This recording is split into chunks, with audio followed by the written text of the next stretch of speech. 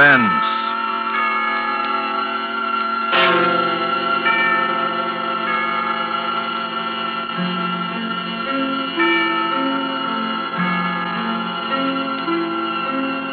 This is the Man in Black, here again to introduce Columbia's program, Suspense. From Hollywood, we bring you as star, Mr. Orson Welles, who this evening begins a 4-week engagement as guest of these proceedings. In the interest of prime suspense, Mr. Welles and the producer of this series have scheduled 4 radio stories which they feel are particularly distinguished in our chosen field. The first of these is The Most Dangerous Game by Richard Garnell. And so with the performance of Orson Welles in the character of General Zaroff and Keenan Wynn as Sanger Rainsford, who learned from Zaroff what was the most dangerous game, we again hope to keep you in suspense.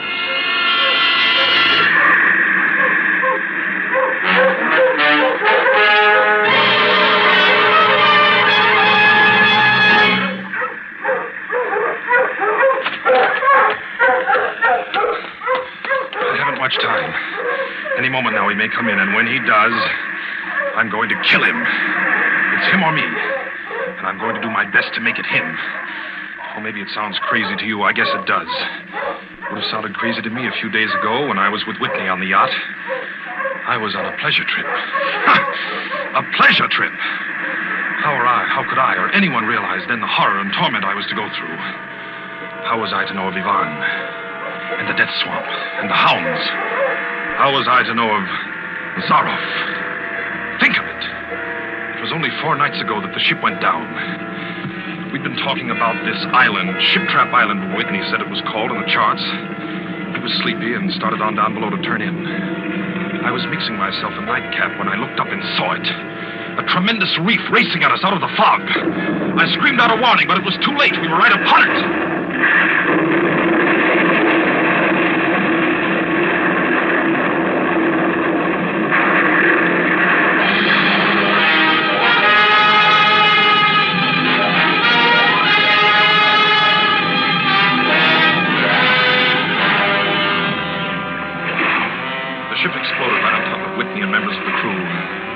I alone was standing safe out on the prow, but the force of the explosion hurled me into the blood-warm waters. Terrified at the suddenness and surprise, my stomach weak and sick at the thought of the others. The sea was eddying furiously around the sinking remnants of the ship, and a certain cool-headedness came to me and made me swim desperately away, or I might not have lived to go through the horror which was soon to come. I struck out to the right in the direction of the island about which Whitney had been telling me. I had no recollection of how long I swam, but all at once I heard the muttering and growling of the sea breaking on the rocky shore. With my remaining strength, I dragged myself from the swirling waters. All in, gasping, my hands raw, I at last reached a flat place at the top. I flung myself down at the jungle edge and tumbled headlong into the deepest sleep of my life. When I awoke, I was in a strange place, having no idea how I had done it.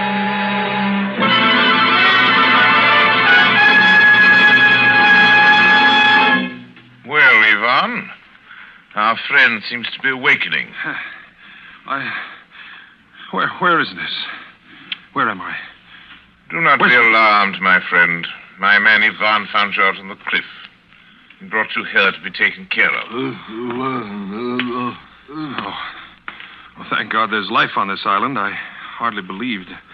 Few people do. Yes, you are quite safe here in my castle, Mr. Rainsford. Yes. Rainsford. I'm Sanger Rainsford of New York. Rainsford? Sanger Rainsford? Yes. Well, it is indeed a very great pleasure and honor to welcome you, Mr. Sanger Rainsford. You're the celebrated hunter, are you not? Yes. You know me? By reputation only. I've read your book about hunting snow leopards in Tibet, you see. My name is General Zaroff. I am not English, Mr. Rainsford, but I went to a good school. Perhaps you recognize the colors of my tie. No, it makes no difference. I've lived too long in the jungle to be a snob. Well, I Well, I can't tell you how happy I am to meet you, General. and I can't tell you how happy I am to meet you, Mr. Rainsford. But come, we shouldn't be chatting here. We can talk later. You must be hungry. Yes, I am rather. What? Ivan thought you'd like a robe. He's drying your clothes for you. Oh, thank you. Ivan's an incredibly strong fellow, but you mustn't mind his looks. His ears were cut off in battle, and he has the misfortune to be deaf and dumb. He is sensitive about his appearance. A simple fellow, really, but I'm afraid a bit savage. Oh? He's been in our family for years. Follow Ivan, if you please, Mr. Rainsford. I was about to have my luncheon just before you awoke. We can have it together now. Does the robe fit you all right? Oh, yes, perfectly, thanks. I'm so glad. You have quite a collection of heads here. Lions, tigers, elephants, moose, bears. Oh, I don't believe I've ever seen a more perfect specimen. They are nice. I take great pride in them. You have good cause. Coming from you, Mr. Rainsford, that is a great compliment. And here we are. You sit over there. Thank you. Not at all. Right, Ivan? We do our best to preserve the amenities of civilization here. Please forgive my any lapses. Oh, of course. Yes. Well off the beaten track, you know. Shoo-shoo. Shoo-shoo. Shoo-shoo. This is my little pet, Mr. Rainsford.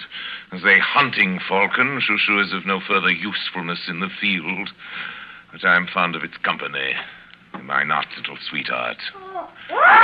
Patience, my darling. I know you're hungry, my dear.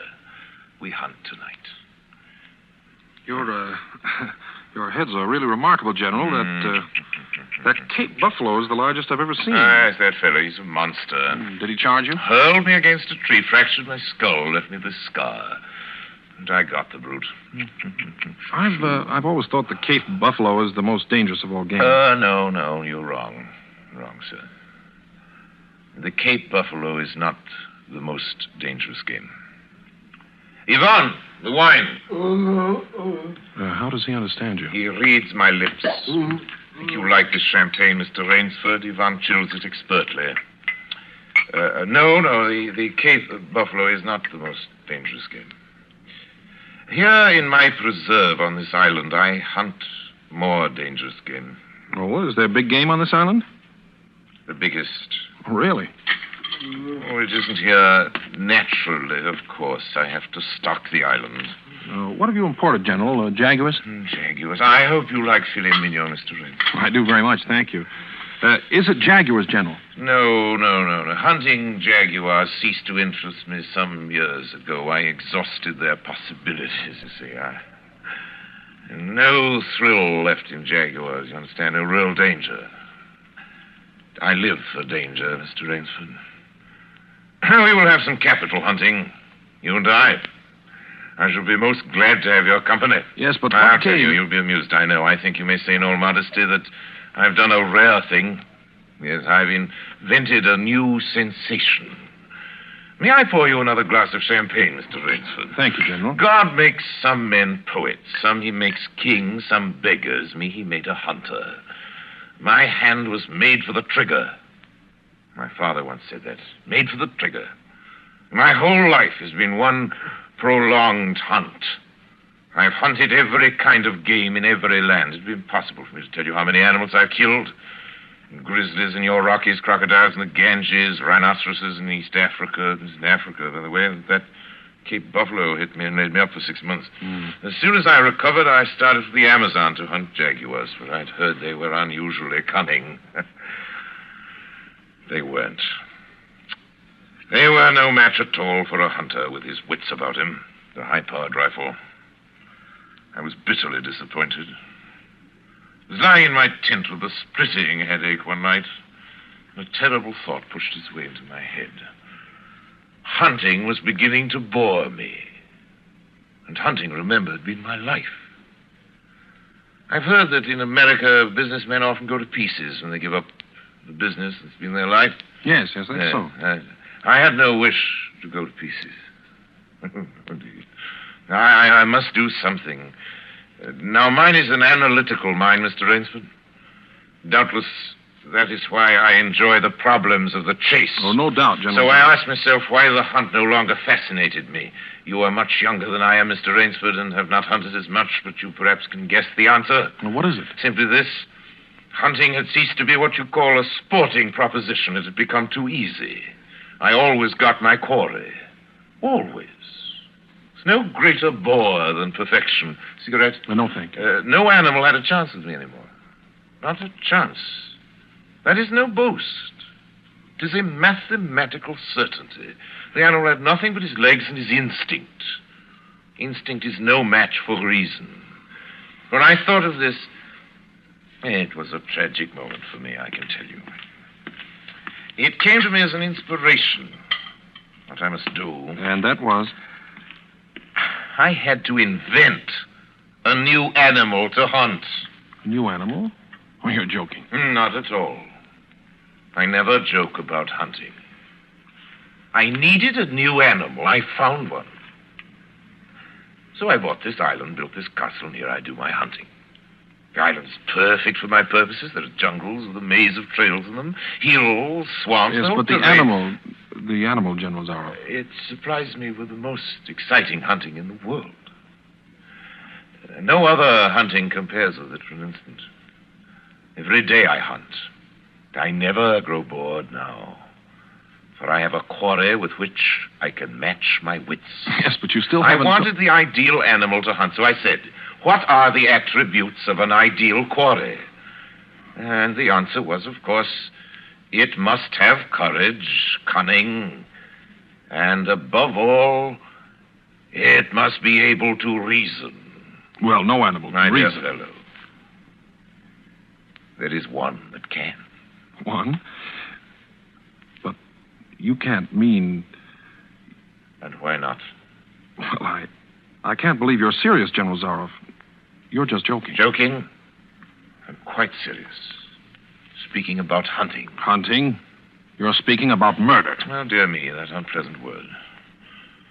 I think I can show you that your scruples are quite ill-founded. Yes? I hunt the scum of the earth. Sailors from tramp ships, lascars, Japs, mongrels, a thoroughbred horse, a hound is worth more than a score of them. But these are men. Precisely, that is why I use them. It gives me pleasure. They can reason after a fashion, so they are dangerous. But where do you get them? Oh, we visit my training school. It is in the cellar. I have about a dozen pupils down there now. They're from the Spanish bark San Lucar that had the bad luck to go with the rocks out there. A very inferior lot, I regret to say. Poor specimens, more accustomed to the deck than to the jungle. Have a glass? No. It's a game, you see. It's a sort of game. I suggest to one of them that we go hunting. I give him a supply of food and an excellent hunting knife. I give him 3 hours start. I am to follow, armed only with a pistol of the smallest caliber and range. If my quarry eludes me for 3 whole days, he wins the game. If I find him, he loses. Suppose he refuses to be hunted. I give him his choice, of course. He need not play that game if he does not wish to. If he does not wish to hunt, I turn him over to Ivan. Ivan once had the honor of serving as official knouter to my old king, and he has his own ideas of sport. Invariably, Mr. Rainsford, invariably they choose the hunt. And if they win? To date, I have not lost. I do not wish you to think me a braggart, Mr. Rainsford. Many of them afford only the most elementary sort of problem, I assure you. Occasionally I strike a Tartar. Sue remembers the Tartar, don't you, darling? Yes, he almost did win. I eventually had to use the hounds. You see? Wait a moment, I'll open the window. Hello, boys!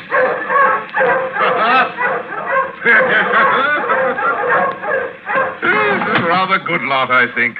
They're let out at 7 every night. If anyone should try to get into my castle or out of it, something extremely regrettable would occur to them.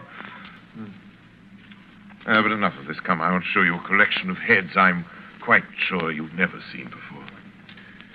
Join me in the library for coffee. I hope that you will excuse me tonight, General. I'm really not feeling well at all. Indeed. I know what it is. My old complaint. Ennui, boredom. You need some excitement. Tonight we'll hunt. Hey, Mr. Rainsford. You and I. You're wrong, General. I won't hunt. I won't murder. As you wish, my friend. The choice rests entirely with you. But may I not venture to suggest that you will find my idea of sport more diverting than Ivan's? You... My dear fellow. You don't mean that you plan to hunt me? My dear fellow. Have I not told you? I always mean what I say about hunting. This is really an inspiration. I drink to a foeman worthy of my steel at last. I simply can't believe it. This must be some sort of dream. You'll find the game worth playing, Mr. Rainsford. Think of it, your brain against mine, your woodcraft against mine, your strength, your stamina against mine. Outdoor chess. And the stake is not without value, eh? And if I win... I'll cheerfully acknowledge myself defeated if I do not find you by midnight of the third day. My sloop will place you on the mainland near a town. Oh, you can trust me. I give you my word as a gentleman and a sportsman. Of course, you in turn must agree to say nothing of your visit here. I will agree to nothing of the kind. Oh. Well, in that case... But why discuss that now? 3 days hence we can discuss it over a bottle of Veuve Clicquot, unless... Well, your choice, Mr. Rainsford. I'm a hunter. You know my choice. Yvonne here will supply you with hunting clothes, food, and knife. I suggest you wear moccasins. They leave a poorer trail. I suggest, too, that you avoid the big swamp in the southeast corner of the island. We call it Death Swamp. There's quicksand there. Well, I must beg you to excuse me now. We always take our siesta after our lunch. Don't we, Shoo-Shoo? Come, my little pet. You'll hardly have time for a nap, I fear, Mr. Rainsford. You'll want to start, of course. I shall not follow till dusk. Hunting at night is so much more exciting than by day, don't you think? Well, au revoir, Mr. Rainsford. Au revoir.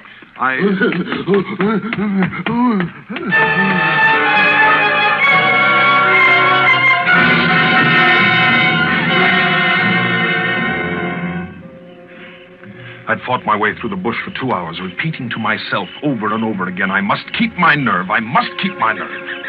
My whole idea at first was to put distance between myself and General Zaroff. And to this end, I had plunged along through the thicket, spurred on by the sharp rowels of something very much like panic. Now I had got a grip on myself. I'd stopped. I was taking stock of the situation. I saw that straight flight was futile. Inevitably, it would bring me face to face with the sea. Well, I'll give him a trail, I muttered. And I struck off from the rude path I had been following and into the trackless wilderness. I made a series of intricate loops. I doubled back on my trail again and again, recalling all the lore of the fox hunt, all the dodges of the fox. Night found me exhausted, my hands and face lashed by the branches on a thickly wooded ridge. My need for rest was imperative, and I thought, I played the fox, now I must play the cat of the fable. A big tree with a thick trunk and outspread branches was nearby, and taking care not to leave the slightest mark, I climbed up and stretched out on one of the broad limbs. Rest brought me new confidence and almost a feeling of security. Even so expert a hunter as General Zaroff cannot trace me here, I assured myself. An apprehensive night crawled slowly by, my mind keenly alert for any sound, any warning. Towards the dawn, an instinct I never knew existed, like an animal must possess, impelled me to look far off in the distance in a westerly direction. Sure enough, following the trail with the sureness of a bloodhound came General Zaroff. Nothing escaped those searching black eyes. No crushed blade of grass, no bent twig, no mark, no matter how fine in the moss. My heart pounding furiously, I slid down quickly from the tree and struck off again into the woods. I knew I had to do something desperate. I knew that I had little time in which to do it.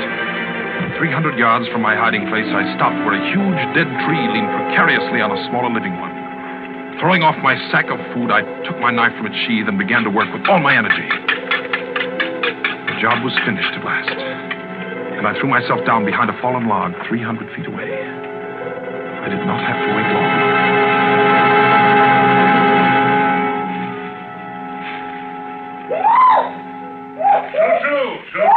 Shoot. Patience. Patience, my darling. You'll be fed. Rainsford.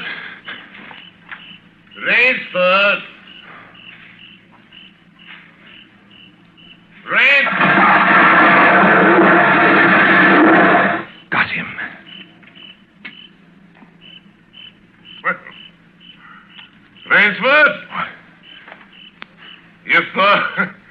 If you are within sound of my voice, as I suppose you are, let me congratulate you. Not many men know how to make a Malay man-catcher.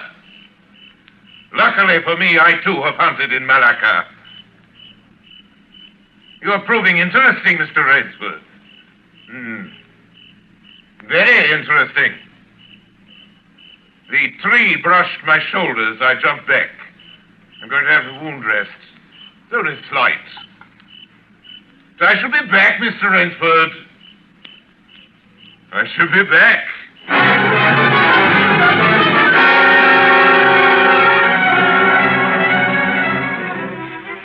It was flight now, a desperate, hopeless flight that carried me on for hours. I don't know where I got the strength. I kept telling myself over and over again that I must keep my nerve. But I was competing with a monster, a super huntsman. Dusk came, then darkness, and still I managed to press on. The ground grew softer under my moccasins. The vegetation grew ranker, denser. Insects bit at me savagely. Suddenly, as I stepped forward, my foot sank into the ooze. I tried to wrench it back, but the muck sucked viciously at my foot like a giant leech. With a violent effort, I tore my foot loose. I knew where I was then. Death's Swamp and its quicksand. But the softness of the earth had given me an idea. I stepped back from the quicksand a dozen feet or so and began to dig. When the pit was above my shoulders, I climbed out and from some hard saplings cut stakes and sharpened them to fine points. These stakes I planted in the bottom of the pit with the points sticking upwards. As fast as I could, I wove a rough carpet of weeds and branches and with it covered the mouth of the pit.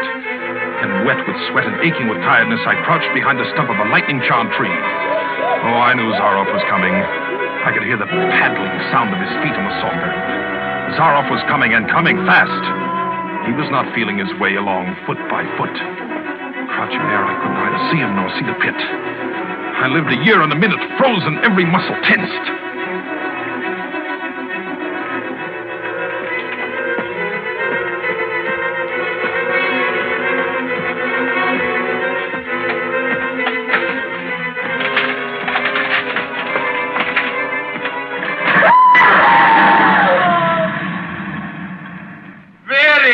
Rainsford. Very good. You've done well. Your Burmese tiger pit has claimed one of my finest towns. Again you score. I think, Mr. Rainsford, I'll see what you can do against my whole pack. I'm going back to get them now. Thank you for a most amusing evening.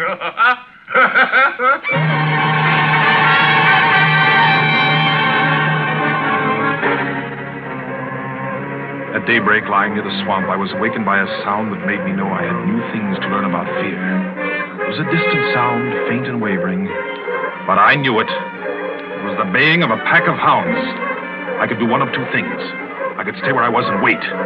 That was suicide. I could flee. That was postponing the inevitable. I had put my very last hope into that tiger pit. For a moment, I stood there thinking. All at once, an idea that held a wild chance came to me, and tightening my belt, I headed away from the swamp. The baying of the hounds drew nearer. They would be on me any minute now. My mind worked frantically. I thought of a native trick I had learned in Uganda. I caught hold of a springy young sapling, and to it fastened my hunting knife with the blade pointing down the trail. With a bit of wild grapevine, I tied back the sapling. Then I ran for my life. They raised their terrifying voices as they heard them and felt the fresh scent. I knew then how an animal at bay feels. At last I had to stop to get my breath. The baying of the hounds stopped just as suddenly. And with it my heart stopped too. They must have reached the knife. Excitedly, I shinnied up a tree and looked back. My pursuers had stopped all right, but the hope that had been in my brain when I climbed died. For in the shallow valley, I saw that General Zaroff was still on his feet, but Ivan was not. Apparently, he had come along to hold the hounds. The knife, driven by the recoil of the springing tree, had splintered through his chest. I'd hardly tumbled to the ground when the pack took up the cry again. Nerve, nerve, nerve, nerve, I panted as I dashed along. A blue gap showed between the trees dead ahead. The hounds were almost on top of me. I forced myself on towards that gap. I reached it. It was the shore of the sea. Across the cove, I could see the gloomy gray stone of the castle. 20 feet below me, the sea rumbled and hissed. I hesitated. I heard the hounds.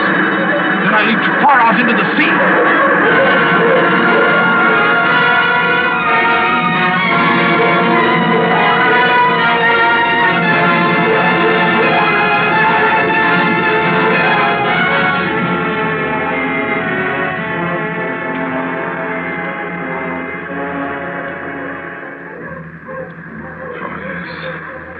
The sea was good to me. And I'm here safe in the General's bedroom waiting for him. 3 days are up, and I've eluded him. But now I must go further. In a moment, we will meet, he and I, and he will be unarmed. Only one of us is going to live. You understand that now?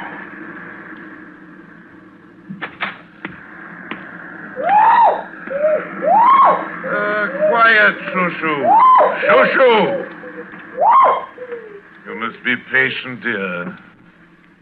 You must forgive me. You're hungry, I know. Shushu. Rainsford. General. Rainsford. How on earth did you get here? Swam. I found it easier and quicker than walking through the jungle. I congratulate you. Extraordinary. You've won the game. Oh, no, General. I'm still a beast at bay, here. Get ready, General Zaroff. Swords? Yes, 2 of them. I see. Oh, very good.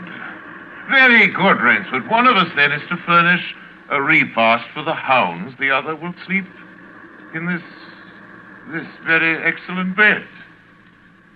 Huh. Excellent. On guard, Rainsford.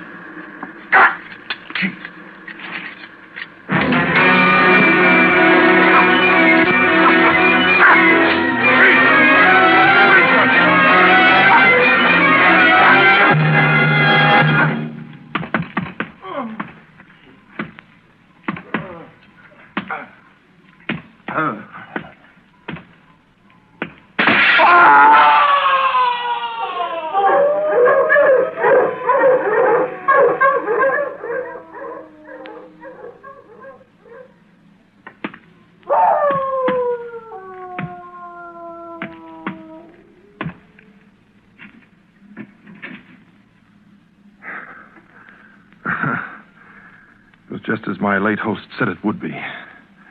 A very excellent bed.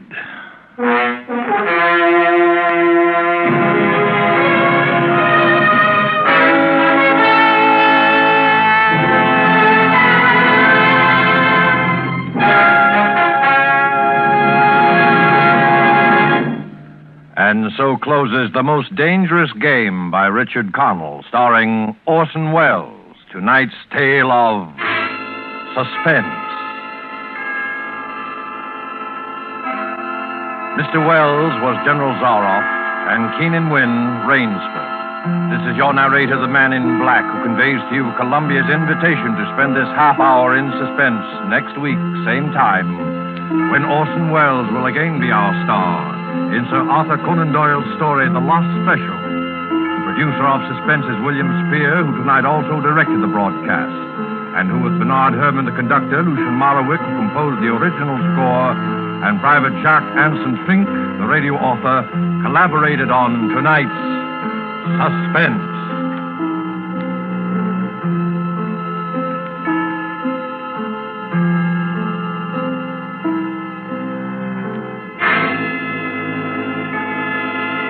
This is CBS, the Columbia Broadcasting System.